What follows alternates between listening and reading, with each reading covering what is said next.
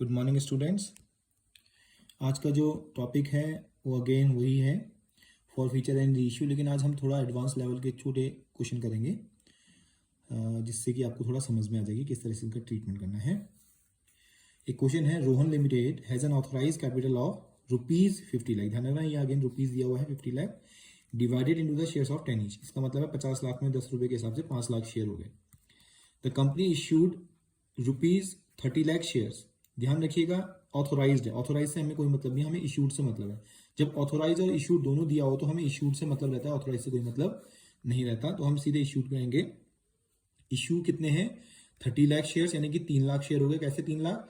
30 lakh divided by एक 10 रुपए का शेयर है तो कितना हो गया? 3 लाख। लेकिन इशू हुआ है 18 रुपए पे। इशू कितने में हुआ है? 18 रुपीज में। तो इसका मतलब साफ साफ ये हो गया कि 10 का शेयर अगर 18 में बेचा जा रहा है तो 8 रुपए क्या है? प्रीमियम है। The amount was payable as follows. तो 18 रुपए जो है वो इस तरह से पे करने थे। 5 अलॉटमेंट में थे जिसमें 2 रुपए प्रीमियम है। 6 अलॉटमेंट में 3 रुपए इसमें प्रीमियम है। 4 रुपए किसमें? 4 रुपए किसमें? फर्स्ट कॉल में 2 रुपए प्रीमियम है। अब टोटल हम टैली कर लेते हैं कितना हो गया। 5 + 6 11, 11 + 4 15, जबकि मांगने 18 है और हमने 3 कॉल कितनी की है? 15 की। तो बचा हुआ कितना रुपए? 3 रुपए। फिर से देख लो, 6 4 10 5 15, 18 मांगने तो यानी 3 रुपए और मांगने बचे हैं, तो वो कौन सी कॉल में आ जाएंगे? 3 रुपए। ये 3 रुपए जाएंगे आपका फाइनल कॉल में। अब क्या प्रीमियम भी बाकी है वो भी देख लेते हैं। हमें पता है कि 10 रुपए का शेयर है, 18 में बेचा जा रहा है, तो 8 रुपए का प्रीमियम है इसमें। प्रीमियम 8 रुपए का है तो कितने रुपए प्रीमियम मांग लिया हमने? 2 रुपए यहाँ मांग लिया, 3 रुपए मांग लिया, 5 हो गया, 6 7। 7 रुपए का प्रीमियम यहाँ मांग लिया गया है, इसका मतलब है 1 रुपए का प्रीमियम अभी भी कौन सी कॉल में? फाइनल कॉल में अवेलेबल होगा। इन चीजों पे ध्यान दिया कीजिए। आगे बढ़ते हैं, क्या बोलता है? All the application were duly receive but one share holder x who holds 5000 share could not pay anything accept application. इसका मतलब क्या हुआ?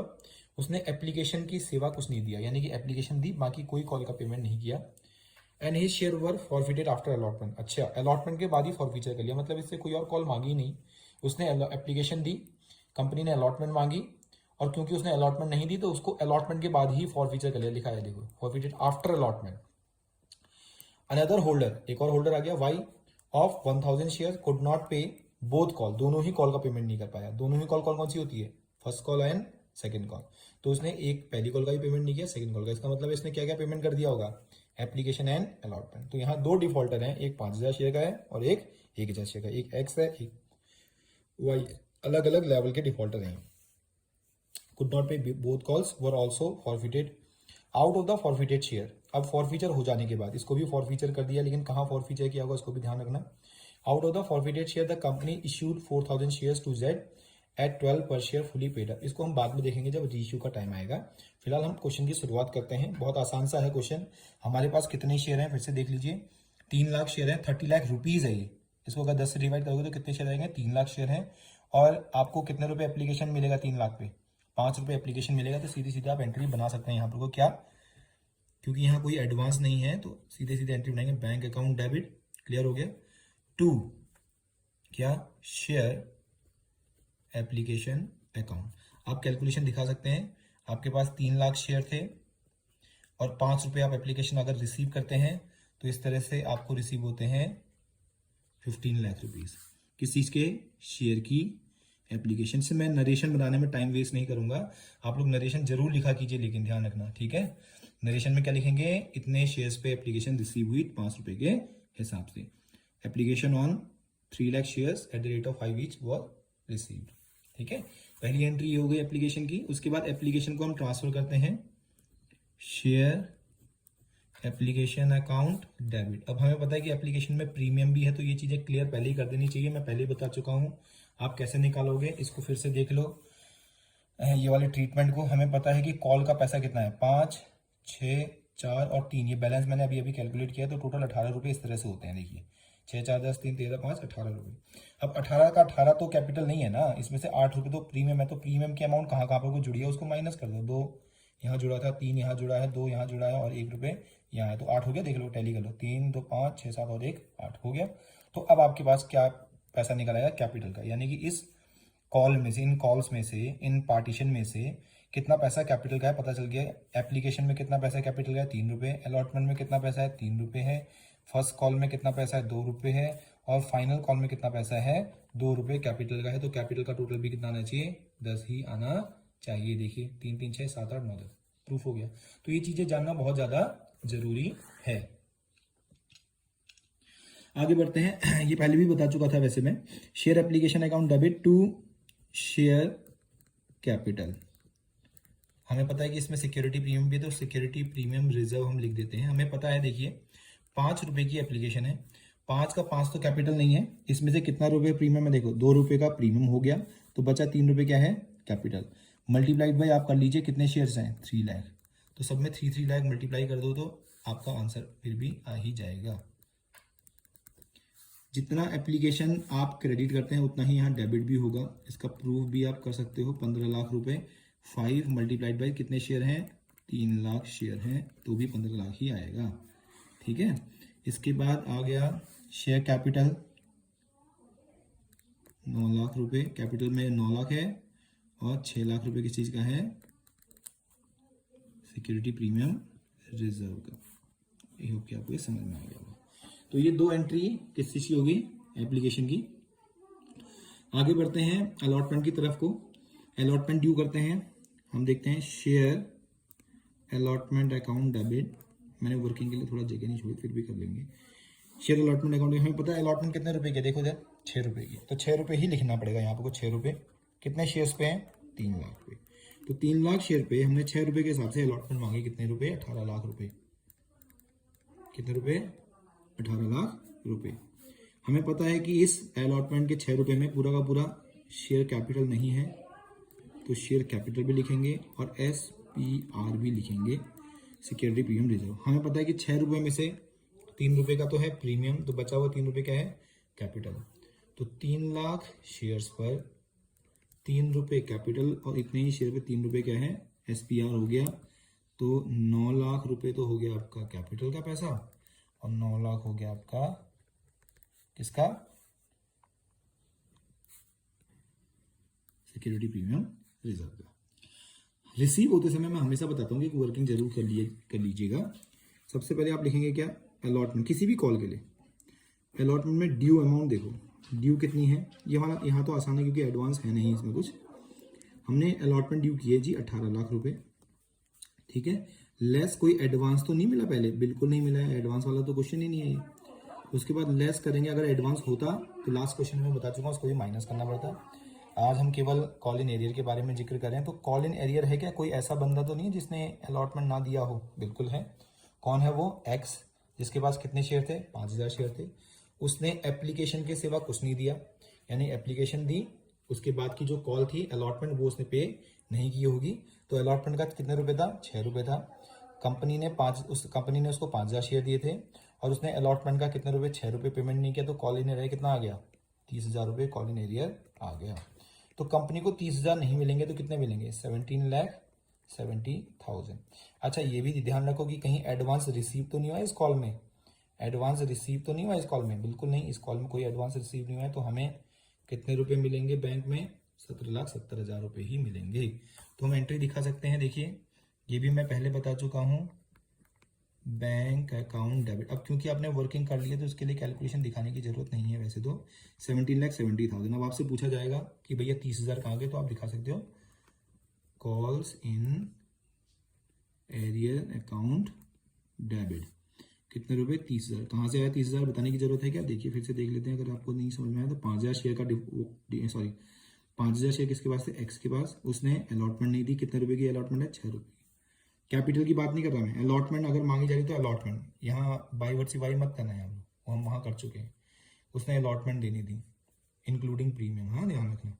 30,000 टू शेयर अलॉटमेंट अकाउंट, कितने रुपए की अलॉटमेंट थी, 18 लाख रुपए की थी। ये हो गया क्लियर, ठीक है। इस तरह से हमें अलॉटमेंट भी रिसीव हो गया। अब क्या हुआ, क्वेश्चन को ध्यान से पढ़ना तभी समझ में आएगा, नहीं तो हमारी चीजें छूट जाएंगी। अब क्योंकि वो डिफॉल्टर, कौन था डिफॉल्टर, 5,000 शेयर का होल्डर था जिसने अलॉटमेंट नहीं दी, तो कंपनी ने क्या किया कि वेट नहीं किया उसके लिए। क्योंकि वो डिफॉल्टर बना था, उसने केवल एप्लीकेशन दी, उसके बाद की अलॉटमेंट नहीं दी, तो कंपनी ने उसे यही फॉरफीचर कर लिया। तो फॉरफीचर करते समय हमेशा ध्यान रखना, शेयर कैपिटल डेबिट हो जाती है, शेयर क्या हो जाती है, कैपिटल क्या करनी पड़ती है, डेबिट। सीधी बात है, जब हम इशू कर रहे हैं तो कैपिटल क्रेडिट हो रही है, जब हम वापस ले रहे हैं तो क्या हो जाएगी, शेयर कैपिटल डेबिट हो जाएगी। लेकिन ध्यान रखना कितने शेयर थे उसके पास, 5000 इनटू यहां पर को कॉल्ड अप वैल्यू लिखी जाती है। ध्यान रखना शेयर की फेस वैल्यू वगैरह नहीं लिखी जाती, पिछले क्वेश्चन को ध्यान से समझना, पहले क्वेश्चन में मैं बता चुका हूं। यहाँ कॉल्ड अप वैल्यू, अब आप पूछोगे कि सर कॉल्ड अप वैल्यू कैसे निकलती है, बहुत आसान है। ये वाला ट्रीटमेंट देख रहे हो, इसमें हमें पता ना, हमें ये देखना है कि उस शेयर होल्डर्स पर हमने कितना पैसा मांगा। हमने एप्लीकेशन मांगा, उसने दे दिया। हमने अलॉटमेंट मांगा, उसने नहीं दिया, तो कंपनी ने इसके आगे की कॉल उससे मांगी ही नहीं, उसको यही फॉरफीचर कर दिया। तो उससे कॉल कितनी मांगी गई, केवल ध्यान रखो कॉल मांगी गई केवल 2। कौन कौन सी, एप्लीकेशन और अलॉटमेंट। टोटल कितने रुपए हो गया, 11 रुपए। टोटल 11 रुपए हो गया, लेकिन उसमें तो प्रीमियम भी इन्वॉल्व है ना। हम यहाँ किसको डेबिट कर रहे हैं, हम शेयर कैपिटल को डेबिट कर रहे हैं।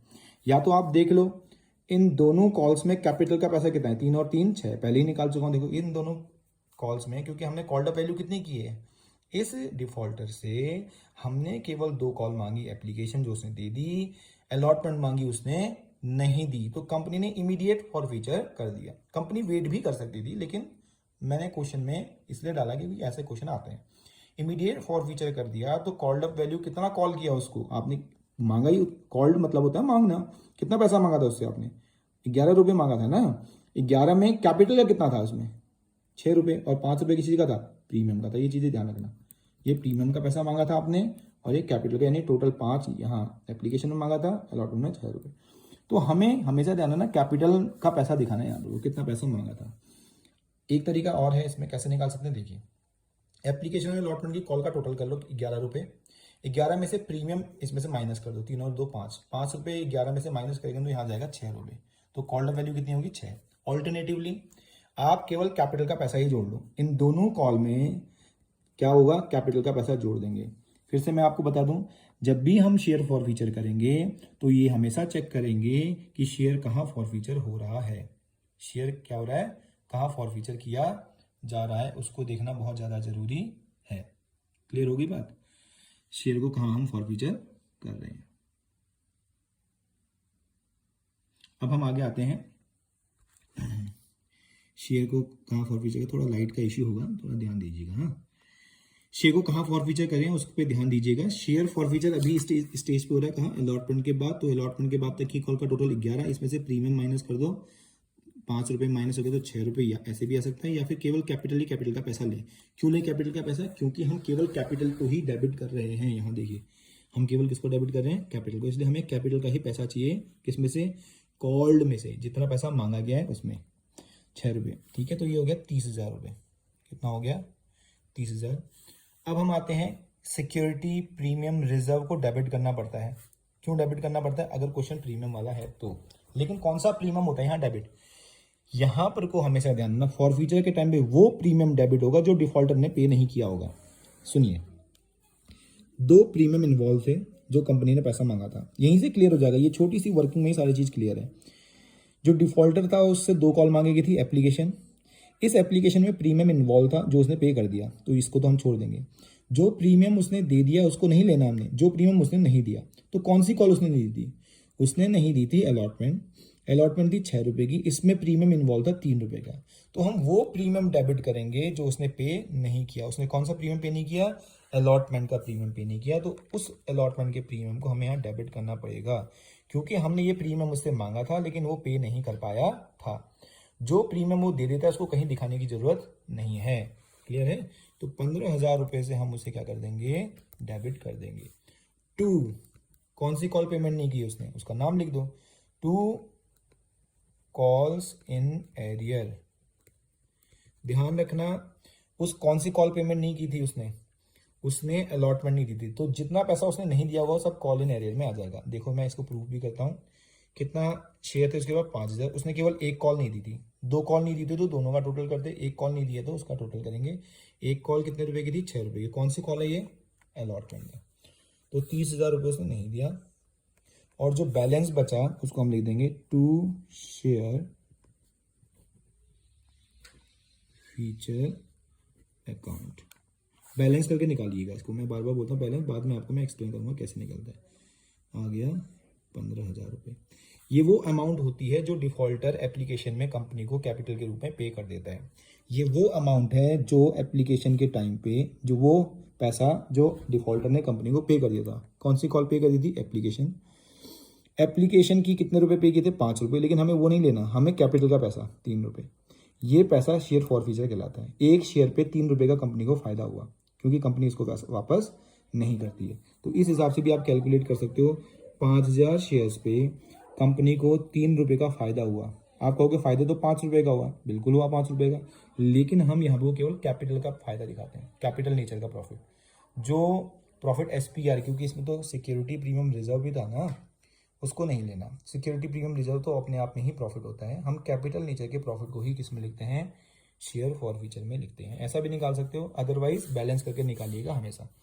नरेशन आप दे देंगे कि हमने कितने शेयर फॉरफीचर किए? 5,000। किस कारण फॉरफीचर किए? Because due to the non payment of allotment. अब जब शेयर फॉरफीचर कर दिए तो कंपनी के पास वो शेयर अब अवेलेबल नहीं है, तो ध्यान रखना फॉरफिटेड शेयर्स नेक्स्ट कॉल के लिए, आने वाली कॉल के लिए ड्यू नहीं होते। अलॉटमेंट के बाद हमने उसको फॉरफीचर कर दिया था, इसके बाद फर्स्ट कॉल आएगी, तो क्या फर्स्ट कॉल में आप पूरे 3 लाख शेयर पे पैसा मांगोगे? आपने इश्यू तो 3 लाख किए थे ना, नहीं। क्यों नहीं मांगोगे? क्योंकि अब आपके पास 3 लाख शेयर नहीं है, पहले 3 लाख थे, उसमें से 5,000 को आपने क्या कर दिया? कैंसिल कर दिया। अब आप जो फर्स्ट कॉल मांगोगे वो मांगोगे किस पे? केवल 3 लाख में से 5,000 माइनस कर दो, 2,95,000 शेयर्स पर। और आपको पता है कितने रुपए की है? देखिए फर्स्ट कॉल कितने रुपए की है? 4 रुपए की, 4 के हिसाब से। क्लियर हो गया? तो यहां पर को आ जाएगा आपका 11,80,000। 11,80,000। आई होप कि इतना ही आना चाहिए, आप एक बार चेक कर लीजिएगा। 12 लाख आता है, बाकी को 20, हाँ 11,80,000 ही आएगा। अब उसके बाद आते हैं शेयर फर्स्ट कॉल का पैसा हो गया शेयर कैपिटल। इसमें से हम शेयर कैपिटल भी देखेंगे। क्या पूरा का पूरा 4 रुपये कैपिटल है? नहीं, 4 में से 2 रुपये कैपिटल है और 2 रुपये सिक्योरिटी प्रीमियम रिजर्व का पैसा है। कितने शेयर्स पर? 3 लाख पर? नहीं, 3 लाख तो अब है ही नहीं आपके पास शेयर। अब आपके पास कितने हैं? 2,95,000। क्यों 2,95,000 कहाँ से आया? क्योंकि इससे पहले वाली कॉल के बाद हमने क्या कर दिए थे? उनको कैंसिल कर दिया था, यानी कि फॉरफीट कर दिया था। तो ये आ जाएगा आपका 11,80,000, 5,90,000 और 5,90,000। क्लियर है? ये आ गया फर्स्ट कॉल का। फर्स्ट कॉल के बाद तो कोई फॉरफीचर नहीं होता। ध्यान रखना, जब भी आप रिसीव करने के बाद ये चीज़ ध्यान रखेंगे कि कोई फॉरफीचर तो नहीं हो रहा। अब हम देखते हैं, यहाँ तो कोई फिलहाल फॉरफीचर है नहीं। अब हम आगे बढ़ते हैं और देखते हैं कि इसको रिसीव कितना कैसे करेंगे। रिसीव करने का फिर वही कंसेप्ट है, मैं यहाँ पे को बता चुका हूँ। देखिए हमने 11,80,000 रिसीव करना है। फिर से आ जाते हैं यहाँ पर को, कितना ड्यू किया हमने फर्स्ट कॉल का? 11,80,000। क्लियर है? यहाँ पर को एडवांस तो कोई है नहीं, तो एडवांस वाला पोर्शन मैं नहीं लिख रहा हूँ, सीधे सीधे कॉल इन एरियर पे आ जाते हैं। कॉल्स इन एरियर, जिनको फॉरफीचर कर दिया गया वो कॉल्स इन एरियर में काउंट होते ही नहीं है, क्योंकि हम पहले ही माइनस कर चुके होते हैं। तो कॉल इन एरियर तब माना जाएगा जब कोई ऐसा डिफॉल्टर होगा जो किसी कॉल का पेमेंट नहीं करता है। एक्स जो था उसको हमने फॉरफिट कर दिया, तो उसको इग्नोर करते हैं। कोई और डिफॉल्टर तो नहीं है? बिल्कुल है। वाई कितने शेयर का होल्डर है? 1,000 शेयर का होल्डर है। इसने क्या नहीं किया? इसने बोथ कॉल का पेमेंट नहीं किया, ना तो इस कॉल का पेमेंट किया ना अगली कॉल का। तो 1,000 शेयर पे आपको ये वाली कॉल का पैसा कितना? 4 रुपये। तो 4,000 रुपये यहाँ पे भी आपको रिसीव नहीं हुए हैं। 4,000 रुपये यहाँ रिसीव नहीं हुए, तो आपको कितने रिसीव हुए हैं? देखें जरा कितने आ जाएगा। देखो यहाँ पर को आ जाएगा आपका 11,76,000। ठीक है, 11,76,000 यहाँ पर को आ जाएगा आपका क्या? Received amount. कितना अमाउंट रिसीव हुआ? एडवांस तो कहीं है ही नहीं, तो सीधे सीधे हम लिख देंगे नरेशन में पैसा कितना मिला। बैंक अकाउंट डेबिट वर्किंग आप दिखा देंगे कितना रुपए आया? 11,76,000 मांगा तो 11,80,000 था ना, तो 76 क्यों आया? तो आप दिखाओगे यहाँ पे भी कॉल्स इन एरियर है। Calls in arrear account debit कितना रुपए? 4,000। कहाँ से आया ये मैंने आपको एक्सप्लेन कर दिया है। टू शेयर कैपिटल अकाउंट 11,80,000, ठीक है। अब ये तो हो गया फर्स्ट कॉल भी। क्या इसके बाद कोई फॉर फीचर हो रहा है? अगर फॉर फीचर होता तो उसकी एंट्री यहाँ होती, लेकिन नहीं है। कैसे पता चला हमें? क्योंकि क्वेश्चन वाला कह रहा है he did not pay both call. इसका मतलब है कंपनी ने उससे दोनों कॉल मांगी है, बीच में फॉर फीचर नहीं किया है। तो दूसरी कॉल भी मांग लेते हैं। फिर दूसरी कॉल कौन सी हम लिखेंगे? Share final call. वो फर्स्ट कॉल थी, ये फाइनल कॉल अकाउंट डेबिट। कितने शेयर्स पे मांगोगे आप? उन शेयरों को हटा देंगे जिनको फॉरफीचर किया है। कॉल्स इन एरियर वाले शेयर को नहीं हटाते हैं ड्यू करते समय, ध्यान रखना। केवल फॉरफिटेड शेयर ही माइनस होते हैं। तो फॉरफिटेड शेयर केवल 5,000 शेयर थे। आप कहोगे सर 1,000 ने तो यहाँ पे भी पैसा नहीं दिया, तो कोई बात नहीं, कंपनी उससे मांगेगी दोबारा। जब तक फॉरफीचर नहीं कर लेते तब तक कंपनी मांगती रहेगी। अभी फॉरफीचर नहीं हुआ है। कैसे पता चला? क्योंकि क्वेश्चन में लिखा हुआ है कि डिफॉल्टर ने दोनों कॉल का पेमेंट नहीं किया। तो फर्स्ट कॉल पेमेंट नहीं करी, कोई बात नहीं। कंपनी ने कहा कि चलो सेकंड कॉल तो मांगते हैं, क्या पता यहाँ दे दे। तो कंपनी अब सेकंड कॉल मांग रही है। तो कितने रुपए सेकंड कॉल का पैसा हम कैलकुलेट कर चुके थे। यहाँ पे देखो 3 रुपये, जिसमें 1 रुपये प्रीमियम है। तो 3 रुपये यहाँ पर को हम मांगेंगे। कितना जाएगा देखते हैं। हाँ,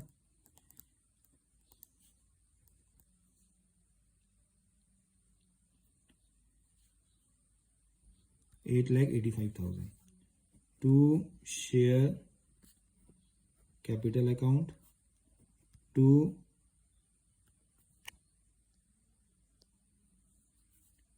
सिक्योरिटी प्रीमियम रिजर्व अकाउंट। इसको भी प्रूव कर सकते हो। 2,95,000 पर 2 रुपये तो आप कैपिटल का लोगे और 2,95,000 पे 1 रुपये सिक्योरिटी प्रीमियम का। तो सिक्योरिटी प्रीमियम हो गया 2,95,000 और ये हो गया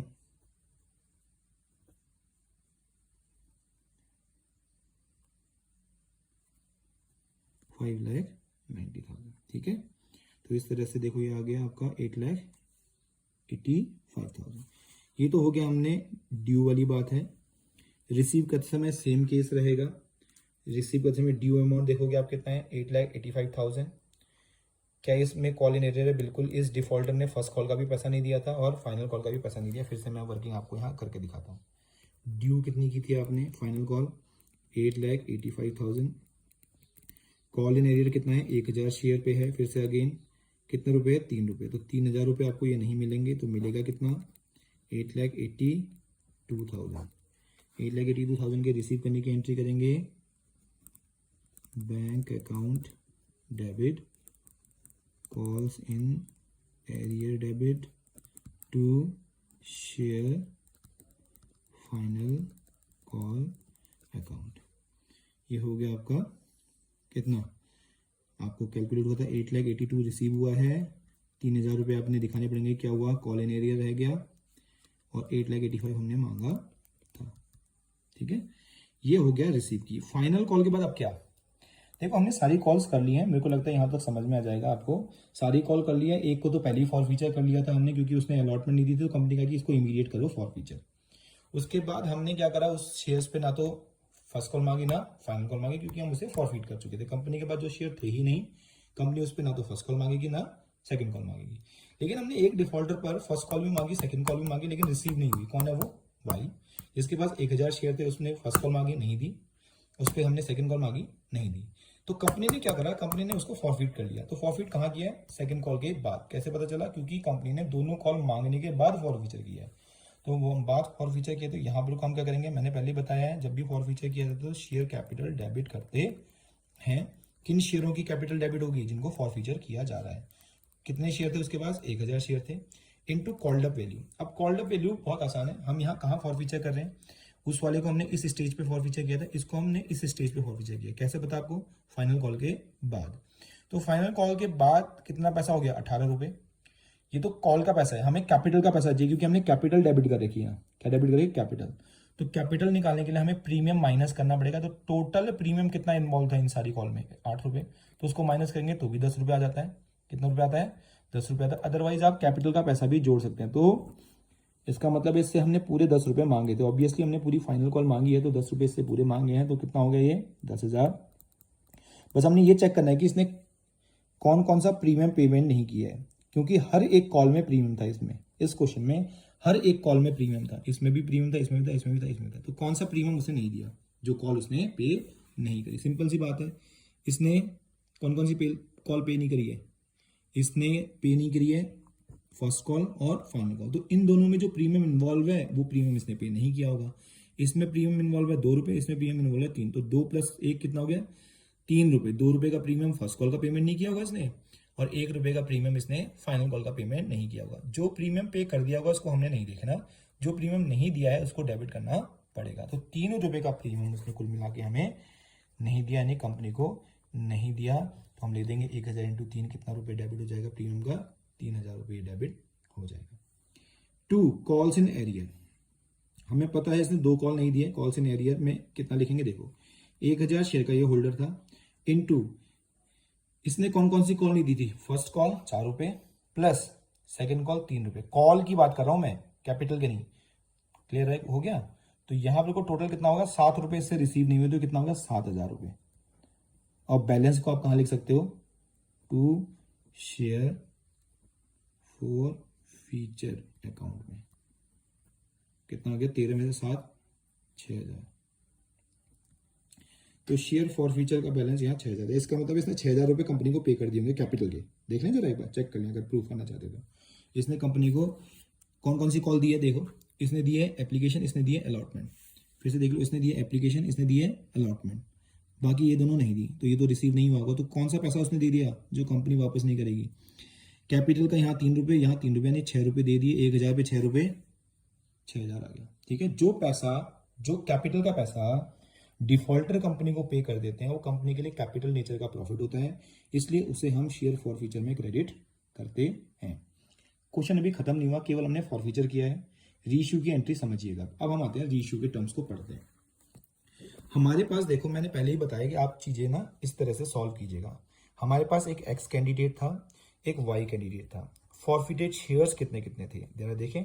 इसके शेयर्स थे जी 5000, इसके शेयर थे 1000। कुल मिला के हमारे पास शेयर कितने? ये कैलकुलेशन आप जब भी फॉर फीचर करो, सारे फॉर फीचर करने के बाद कर लिया करो। जितने भी डिफॉल्टर होंगे उनके जितने शेयर फॉर फीचर किए उनको लिख दो, और कितना फॉर फीचर का बैलेंस उनसे आया था, यानी कि कंपनी को कितना मुनाफा हुआ था उनके फॉर फीचर से। मैं आपको फिर से यहाँ ले जाना चाहता हूँ। देखो एक्स पर कितना हुआ था इसको देख लेते हैं। हमने यहाँ पर को शेयर कैपिटल डेबिट किया था, देखो ये।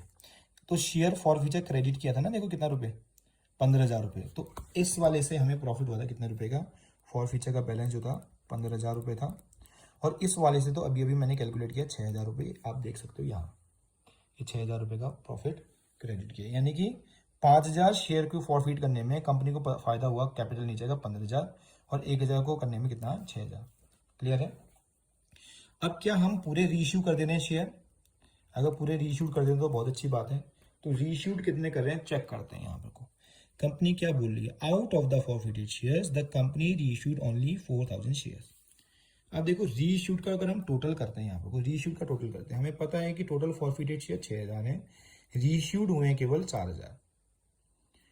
रीइश्यूड हुए 4000। अब ये नहीं बताया कि किसके रीइश्यू है, कितना पोर्शन रीइश्यू है, वो थोड़ा सा क्लियर करें। देखो इसमें क्या बोलता है? 4000 शेयर टू जेड। जेड को आपने 4000 शेयर इश्यू कर दिए 12 रुपये पर शेयर के हिसाब से, फुली पेड अप। इसको अभी मैं बताऊंगा जनरल एंट्री के टाइम पे फुली पेड अप वाला। लेकिन हम देखते हैं कितने शेयर रीइश्यू हो रहे हैं। Reissued share includes whole share of Y. Reissued share में वाई के सारे शेयर इंक्लूड है। तो वाई के कितने शेयर हैं? 1000। अगर 4000 रीइश्यूड में से 1000 शेयर वाई के इंक्लूड होंगे तो बचे हुए 3000 किसके होंगे? ऑब्वियसली एक्स के। आपको समझ में आ गया? यही आपने क्लियर करना है। फॉर फीचर शेयर कितने थे, फॉर फीचर का बैलेंस कितना था, और रीइश्यूड कितने हुए? टोटल 4000 हुए, जिसमें वाई के पूरे शेयर इंक्लूड थे, तो बचे हुए शेयर किसके होंगे? इसके। ठीक है। कैसे निकालेंगे? देखिए बहुत आसान है। यहां पर एक मार्क लगा दीजिए, कीजिए ऐसे, ये अपॉन हो जाएगा। इसका मतलब है 15000 रुपये जो फॉरफीचर का बैलेंस है 5000 शेयर पे है, तो 3000 शेयर पे फॉरफीचर का बैलेंस कितना होगा वो आपका आंसर निकल आएगा। फॉरफीचर का बैलेंस कितना होगा तो आपका जाएगा 9000 रुपये ये, और इसका तो पूरा 6000 आ जाएगा, क्योंकि 1000 into 6, sorry 1000 divided by 6 into 1000, एक ही बात है, 6000 ही आएगा। तो इसका मतलब ये हो गया कि जो टोटल हमारे पास बैलेंस था फॉरफीचर का कितना था? 15 6 21000 रुपये बैलेंस था, तो वो कैपिटल नेचर का प्रॉफिट था। उस कैपिटल नेचर के प्रॉफिट को हमें कैपिटल रिजर्व में ले जाना है, लेकिन कैपिटल रिजर्व में तभी ले जाते हैं जब उसको रीइश्यू किया जाता है। तो रेशियो तो केवल 4000 हुए हैं, तो हम केवल 4000 का बैलेंस ही कहाँ ले जाएंगे, कैपिटल रिजर्व में ले जाएंगे, पूरा का पूरा कैपिटल रिजर्व में नहीं ले जाएंगे। तो जितना रेशियो है, तो रेशियो शेयर का जो बैलेंस है 15,000 रुपये ही हम कहाँ ले जाएंगे, कैपिटल रिजर्व के लिए ले जाएंगे। अब हम आते हैं आगे रेशियो वाले पार्ट में। रेशियो में देखो क्या बोलता है, लॉस या प्रॉफिट देखने के लिए 12 पर शेयर पे रेशियो हुआ है, fully paid up. Fully paid up मतलब फुल शेयर की वैल्यू ली जाएगी कंपेयर करने के लिए। फुल शेयर की वैल्यू कितनी है, 10। 18 मत ले लेना, शेयर की फेस वैल्यू ली जाती है, ठीक है। फुल शेयर की वैल्यू, क्योंकि जहां भी फुली कॉल्ड लिख दिया या फुली पेड लिख दिया तो हमने फुल शेयर को लिख देना। फुल शेयर की वैल्यू कितनी है, 10। आप सीधे फुल शेयर की वैल्यू लिख देना 10 रुपए। अब देखो कितने पे इशू है, कितने पे बेचा जा रहा है, 12 पे। कितने पे बेचा जा रहा है, देखो 12 पे। तो आपको पता चल जाएगा कि 10 का शेयर अगर 12 पे बेचा जा रहा है तो आपको यहाँ पे हो रहा है मुनाफा 2 रुपए का। प्रॉफिट कितने का आ रहा है, 2 रुपए का। तो अगर ये प्रॉफिट होता है इशू के टाइम पे, उसे बोलते हैं सिक्योरिटी प्रीमियम रिजर्व। अगर यहाँ लॉस होता, अगर यहाँ क्या होता 12 की जगह ये 8 में बेचा जाता, तो ऑब्वियसली कितना लॉस होता है, 2 रुपए का। तो इसको डेबिट किया जाता है किसमें, शेयर फॉरफीचर अकाउंट में। ये ध्यान रखें, ठीक है। रीइश्यू की एंट्री करते हैं, आइए रीइश्यू की एंट्री करते हैं। देखिए हमें पता है रीइश्यू करते समय पैसा आएगा बैंक अकाउंट डेबिट, ठीक है। बैंक अकाउंट डेबिट कितने रुपए आ रहा है, 12 रुपए आ रहा है एक शेयर पे। हमने इश्यू कितने किए हैं, 4000 शेयर, तो 12 रुपए आ रहा है एक शेयर को बेचने से। 4000 मल्टीप्लाई कर देंगे, 48,000 हमको रिसीव हुआ। क्या हमें लॉस हुआ है क्या, यहाँ पर को लॉस होता तो हम शेयर फॉरफीचर में डेबिट करते, लेकिन यहाँ लॉस नहीं हुआ है, फायदा हुआ है। हम लिखेंगे शेयर कैपिटल।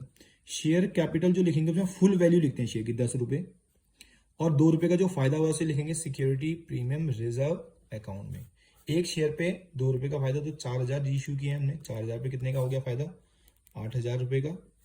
और 4000 शेयर पे 10 रुपए का एक शेयर है, तो कैपिटल कितनी होगी, 40,000 रुपए होगी, ठीक है। Being 4000 shares are reissued at 12 per share each, आप ये लिख देंगे। अब हमें, मैंने आपको पहले ही यहाँ पे तो क्लियर कर दिया था कि हमें क्या करना पड़ता है, जो ये फॉर फीचर का बैलेंस है, जो कैपिटल नीचे का प्रॉफिट है, इसे हमें कहाँ ले जाना है, कैपिटल ले जाना है। लेकिन तब तक नहीं ले जा सकते जब तक हम रीइश्यू नहीं कर देते। तो हमने रीइश्यू कर तो दिया, अब कितने शेयर रीइश्यू किए, 4000। तो जितने शेयर रीइश्यू किए हैं उसी का बैलेंस हम कैपिटल रिजर्व में ले जा सकते हैं। तो कितने का बैलेंस ले जाएंगे, 15,000। लेकिन ले जाने से पहले, हम ले तो जा रहे हैं 15,000, ले जाने से पहले रीइश्यू की एंट्री पे ध्यान देंगे। 15,000 में ये देखेंगे कि कहीं शेयर फॉरफीचर डेबिट तो नहीं हुआ है। मैंने क्या बताया, शेयर फॉरफीचर डेबिट तभी होगा जब यहाँ लॉस हो रहा होगा, तो लॉस तो हुआ ही नहीं, तो फॉरफीचर डेबिट होने का मतलब नहीं होता। तो पूरा का पूरा जो 15,000 है, हम शेयर फॉरफीचर का जो पैसा है उसको ट्रांसफर कर देंगे कहाँ, कैपिटल रिजर्व अकाउंट में। Being balance of forfeiture transfer to capital reserve account. अगर यहाँ लॉस हुआ होता तो 15,000 में से लॉस को माइनस करके जो वैल्यू आती है उसको कैपिटल रिजर्व में ट्रांसफर करते। तो ये था आपका आंसर, ठीक है, इस क्वेश्चन का। इस तरह से आप क्वेश्चन को बनाएंगे। ये एक क्वेश्चन था जिसका सॉल्यूशन ये है। अब आज आपके लिए एक क्वेश्चन है, सिमिलर है, सेम है, उसको आपने खुद बनाना है। मैं एक बार पढ़ देता हूं उसे। ये देखिए क्वेश्चन है, आप इसका स्क्रीनशॉट जरूर ले लीजिएगा। XYZ issued 40 lakh rupees, 40 lakh, not 40 lakh है, रुपीज है 40 लाख। तो आप ध्यान रखना, एक शेयर की कीमत या 10 नहीं है, 20 है। तो अगर आप देखोगे, डिवाइड करोगे 20 से, तो यहाँ आपको 2 लाख शेयर आएंगे। कहीं पता चल रहा है कि आपने 4 लाख शेयर लिख दिए। एक शेयर की कीमत कितनी है, 20, लेकिन उसको इश्यू कितने में किया गया है, 28 पर शेयर में। तो यानी कि यहाँ पे भी 8 रुपए का प्रीमियम है। 8 रुपए एप्लीकेशन में मांगे जा रहे हैं, 2 रुपए प्रीमियम। 10 रुपए अलॉटमेंट में मांगे जा रहे हैं, 4 रुपए प्रीमियम। 5 रुपए फर्स्ट कॉलम मांगे जा रहे हैं, 1 रुपए प्रीमियम। तो बैलेंस कितना बचा ये आप खुद निकालिएगा। All applications were received. One shareholder A who holds 4,000 share failed to pay allotment and his share were forfeited. ये भी वही केस है, allotment नहीं दिया तो उसको forfeiture कर दिया। क्वेश्चन को आराम से पहले वाले क्वेश्चन को पढ़ लेना, उसके बाद इसका solution banana. Another shareholder B whom is to be allotted 1,000 share failed to pay call money. उसने call money नहीं दी। call money मतलब दोनों call money, first call and second call, उसके शेयर भी फॉरफिट कर दिए। सेम केस है। The 2,000 shares out of total forfeited share, total forfeiture में से केवल 2000 शेयर ही रीइश्यू हुए हैं सी को। 25 पर शेयर फुली पेड अप, यहाँ पे भी फुल शेयर आपकी वैल्यू लेंगे कंपेयर करने के लिए। तो फुल शेयर की वैल्यू है 20, आप 25 में बेचे हैं तो 5 का मुनाफा यहाँ हो रहा है। सेम क्वेश्चन है, रीइश्यूड शेयर में इंक्लूड किसके शेयर है, पूरे बी के। सेम केस है, आपने जनरल एंट्री बनानी है। तो ये आप आज काम करके मुझे शाम तक भेजेंगे। आज का मेरे को लगता है टॉपिक आपको समझ में आ गया होगा। इसको रिवाइज कीजिए, प्रैक्टिस कीजिए, तभी ये हो पाएंगे, ठीक है। Thank you very much.